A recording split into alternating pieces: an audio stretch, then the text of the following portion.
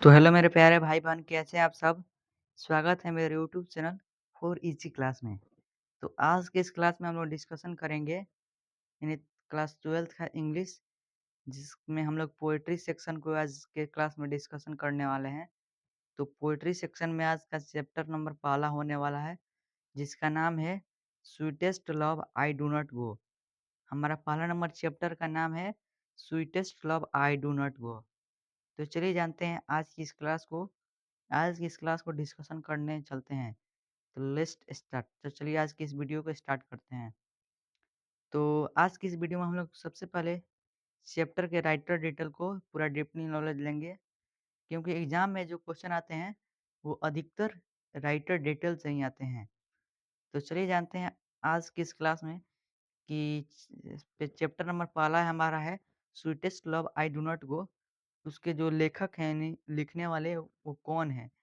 तो ये जो लिखा हुआ है वो जॉन डन द्वारा लिखा हुआ है, जॉन डन के द्वारा लिखा हुआ है।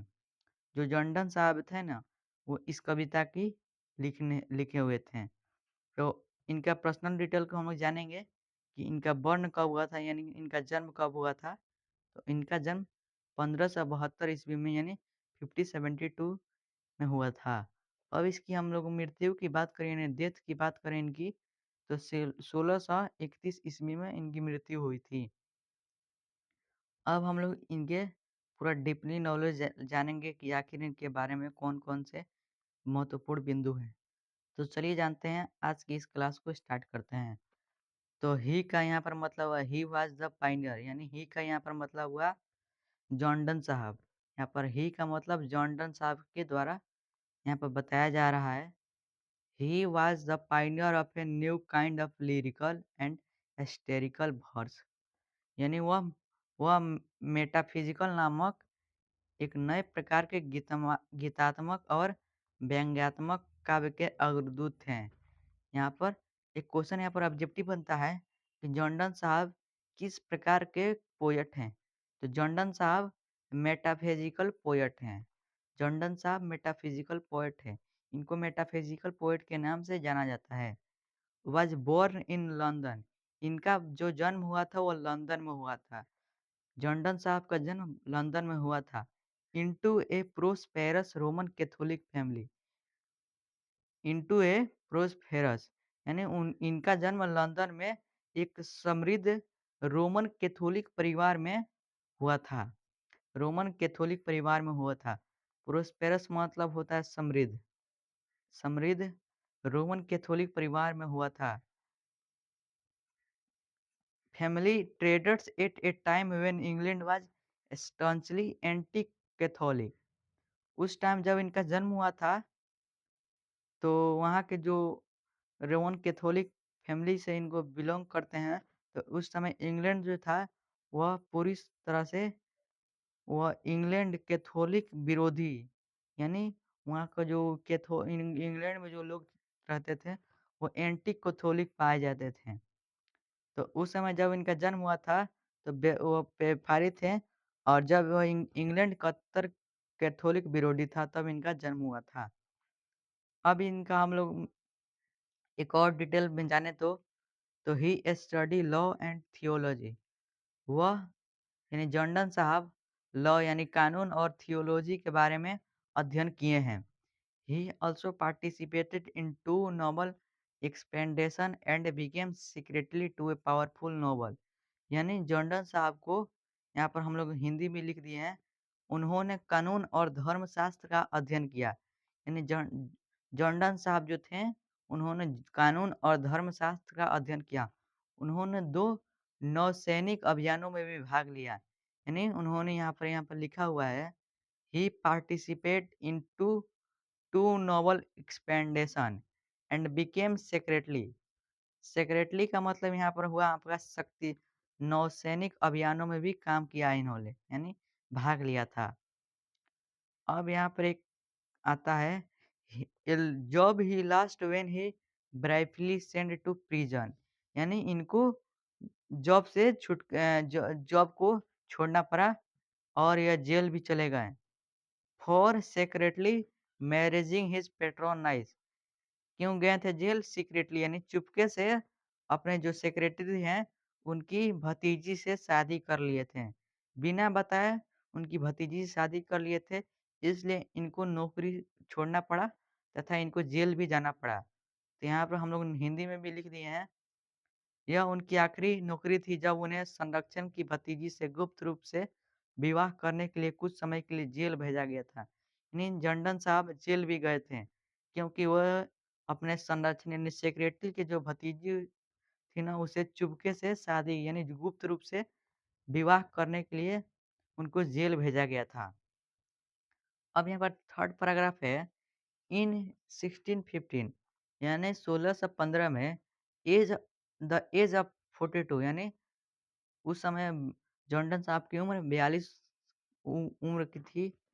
Don accepted ordination in the Anglican church and soon began became one of the greatest preacher of this time. यानी उस समय जब उनकी उम्र 42 वर्ष की थी, तो डॉन ने एंग्लिकन चर्च में दीक्षा स्वीकार कर ली, यानी शिक्षा दीक्षा स्वीकार कर ली और शीघ्र ही अपने समय के महानतम प्रचारकों में से एक बन गए। यानी he became one of the greatest preacher मतलब प्रचारक ऑफ दिस टाइम, उस समय के वह महान प्रचारक बन गए। कब? इन 1615 यानी 1615 ईस्वी में उनकी उम्र कितनी थी? 42 यानी 42 साल उनकी उम्र थी। अब हम लोग थर्ड नंबर पैराग्राफ पढ़ेंगे। In love lyrics Donne broke completely with the Petrarchan tradition introducing an intellectual and colloquial tone. यानी प्रेम गीतात्मक में डॉन जो है वो पेट्रार्चन परंपरा को पूरी तरफ से तोड़ दिया था। यानी वो जो डॉन थे, वो पेट्रार्चन जो होता है वो परंपरा उसका पूरा तरह से तोड़ दिए थे और एक बौद्धिक और बोलचाल का लहजा प्रस्तुत किया। Introducing a intellectual and classical tone. अब हम लोग नेक्स्ट टॉपिक की बात करें, तो यहाँ पर लिखा हुआ है his loves poem use the latest discovery of science and geography.